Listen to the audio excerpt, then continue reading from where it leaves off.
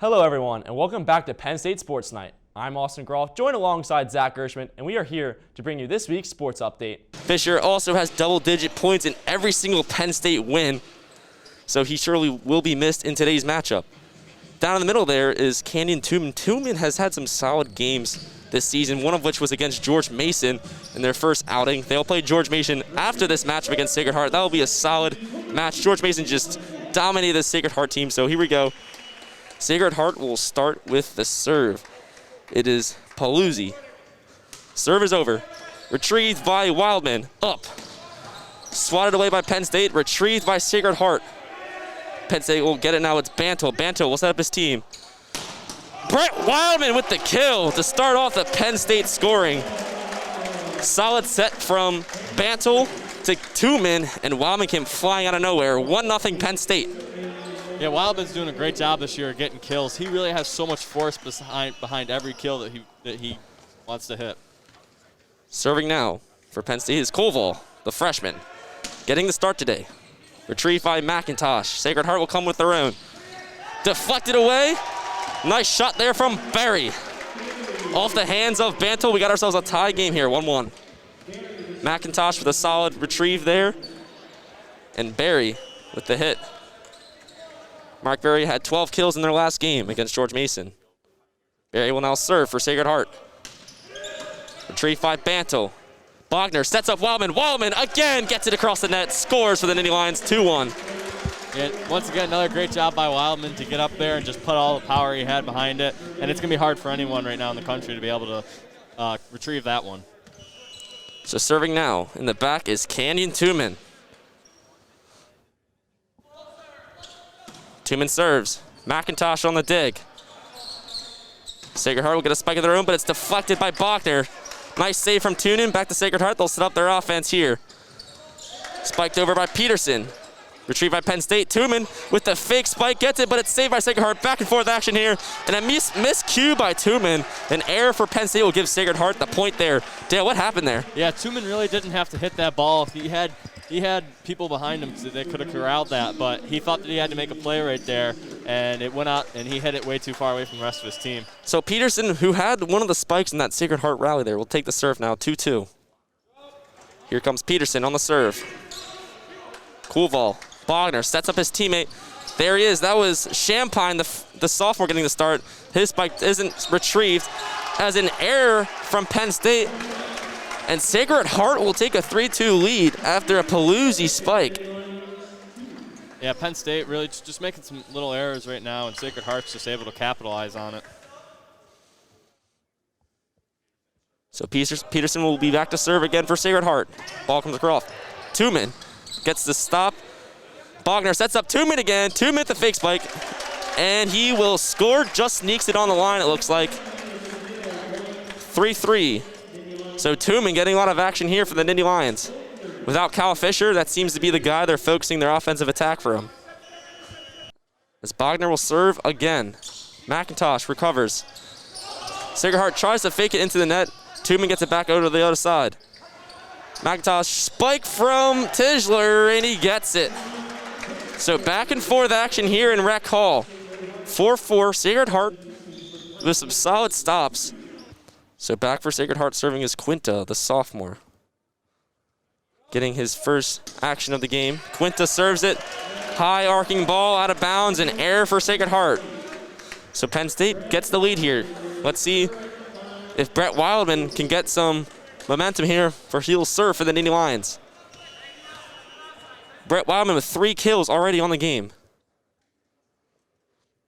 Hitting at a 75% right now, which is really impressive. Wildman. What a powerful serve that was, but it's recovered by Sacred Heart. As Barry will just hit it over, nothing there. Bantle gets it to Koval. Koval over, recovered. McIntosh sets up. This time, it was to Tischler, but Tischler hits it into the net. McIntosh to Tischler did not work. Penn State on a little 2-0 run here, 6-4. Yeah, a little miscommunication right there for Sacred Heart, and you can't have those mistakes when you're playing in a number 8 Penn State team, and if you're Sacred Heart, you're 0-12. That's just going to be hard to win. So here comes Wildman. Wildman sets it up. This time not as powerful. McIntosh is still there, but Ball goes over the net. Penn State sets up. Bogner. The Champagne, it's deflected and finds the back left corner of the Sacred Heart defense. Point Penn State 7-4. They have the lead, 3-0 run. Yeah, great job by Champagne there. That was a great kill, and then the Sacred Heart just got a tip on it. It's really screwed them over in that situation. It was a high arcing spike, which is why it just deflected off the wall there. So now here comes Wildman.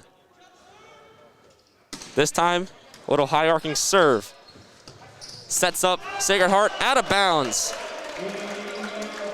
That was Quinta, who had a perfect set to Paluzzi. Paluzzi hits it out of bounds, and a 4-0 run from Penn State will give Sacred Heart a panic, and they'll call a timeout. Welcome back to Com Radio's coverage of Penn State men's volleyball against Sacred Heart here at Rec Hall. I'm Austin Groft, joined alongside Dale Ostrander. As we will continue the first set here, Penn State is up 8-4. Some solid performances from Brett Wildman. He is still hitting at 75%, and he will continue the service run here as he bounces the ball and prepares to serve. Let's see if Penn State can continue this run. Wildman, powerful serve that deflects off McIntosh. Tischler is able to save it, and Penn State will get a chance to regroup. Bogner sets up. Kuval off McIntosh's hands. Good deflection again. Sacred Heart, nothing there. So Penn State sets up their offense again. Back to Bogner. And this time it's a kill yet again from Champagne. So Penn State's finally getting themselves into a groove. They're controlling this game. Sacred Heart hasn't really had a chance to set up an offensive approach for a spike or a kill. And that seems to be why Penn State is taking this run away. Foul to Hubbard. Hubbard left wing. Ball screen. Sissoko. There's Scalia back to Sissoko. Drives right. Well contested there from Cash, and here comes the break from Penn State. It looks like Maddie Burke got the start to start the second half here. I believe she's in there over Beverly.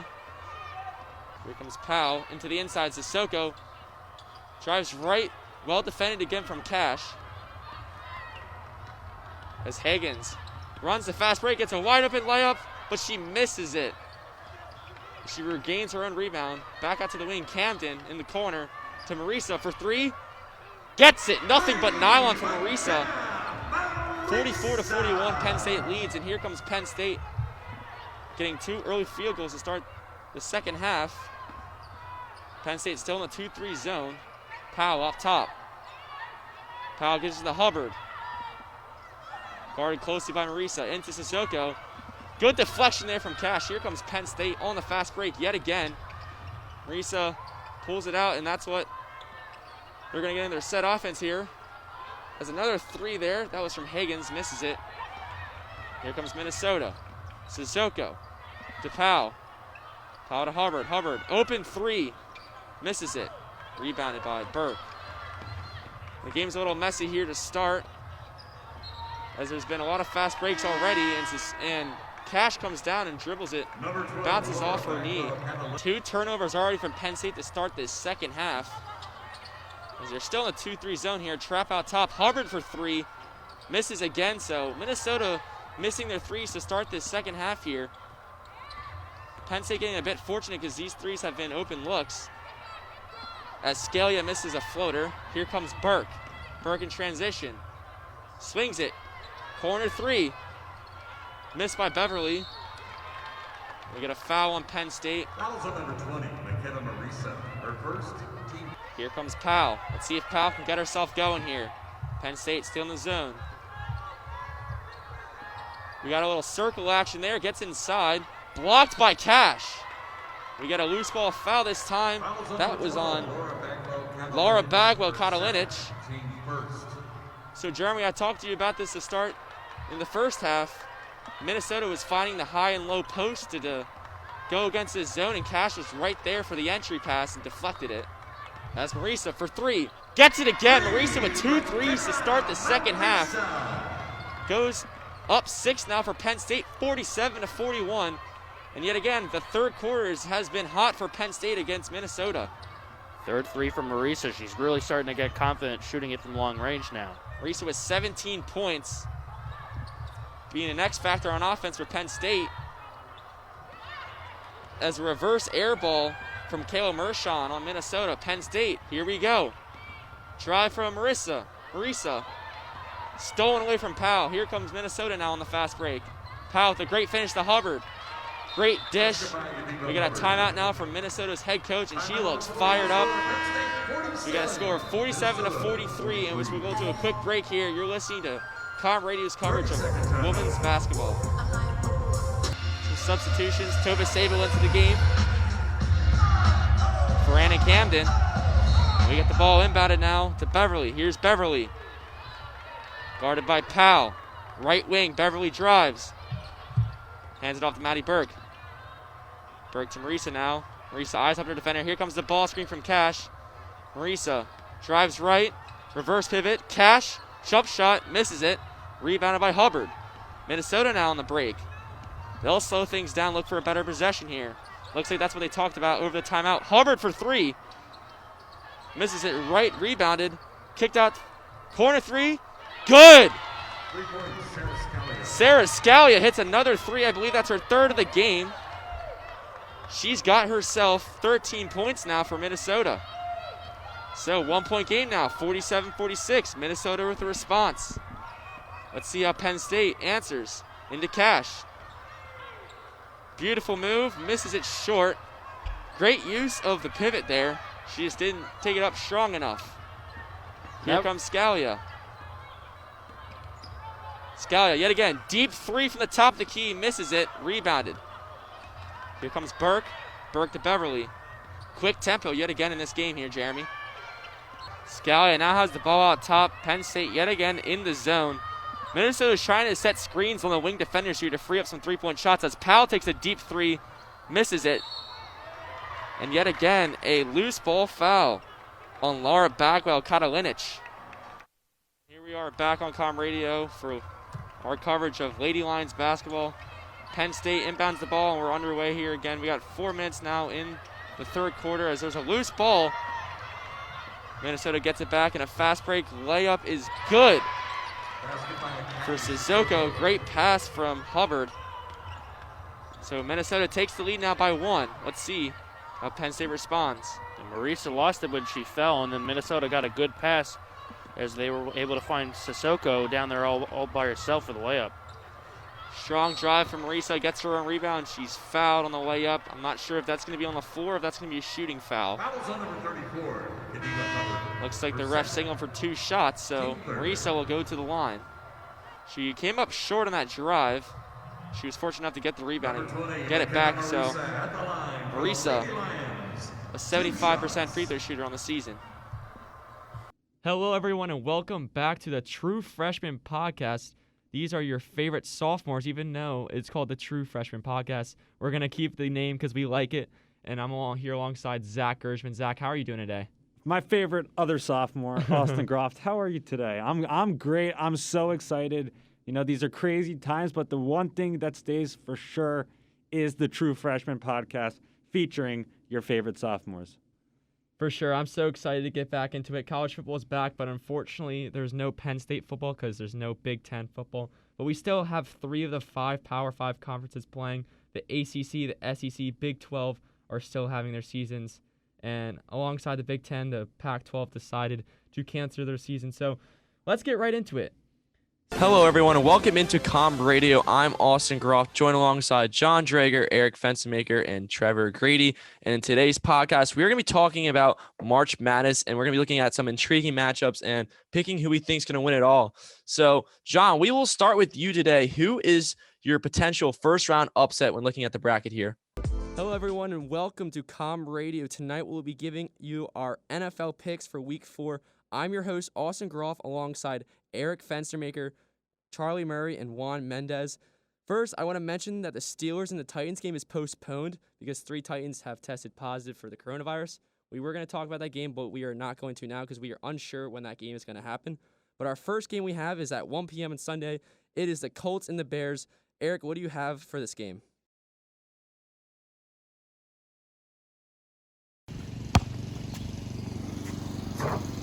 Whether their season was cut short or they didn't have a season at all, college athletes were impacted all across the nation from the coronavirus.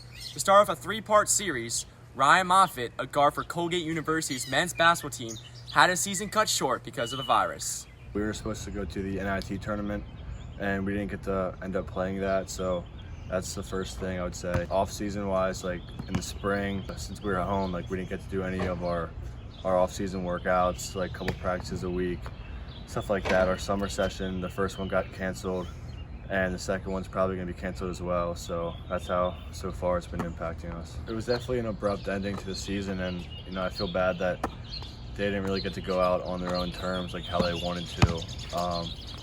And that's going to be something that they're not going to be able to get back, which definitely I feel bad for them about. But I think they're staying positive and looking at the positives that in their careers. Ryan is still unaware of when he and his teammates will return back to campus. For Fan Media, I'm Austin Groft.